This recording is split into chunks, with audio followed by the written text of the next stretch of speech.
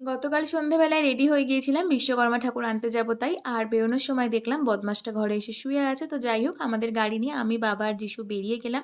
আর রাস্তায় কত সুন্দর একটা ঠাকুর দেখতে পেলাম। তো যাই হোক, ওখানে পৌঁছে গিয়ে তো কত বিশ্বকর্মা ঠাকুর দেখলাম। আমি তো বুঝতেই পারছিলাম না কোনটা নেব। তো যাই হোক, একটা ঠাকুর তো নিয়ে নিলাম, বাট তোমাদের আজকে মুখটা দেখাচ্ছি না। আমি যে পুজোর ব্লগটা ছাড়বো ওখানেই দেখো। তো তারপর আমি আর বাবা মালা নিচ্ছিলাম, আর দেখো এখানে যিশু বিশ্বকর্মা ঠাকুর নিয়ে বেরিয়ে গেছিল।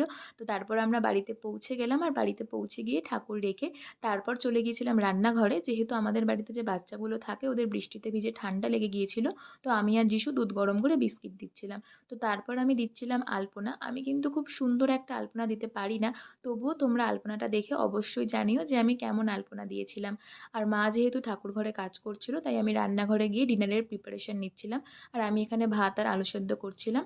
তোমরা কিন্তু অবশ্যই জানিও ব্লগটা কেমন লাগলো। দেখা হচ্ছে নেক্সট ভিডিওতে। বাই।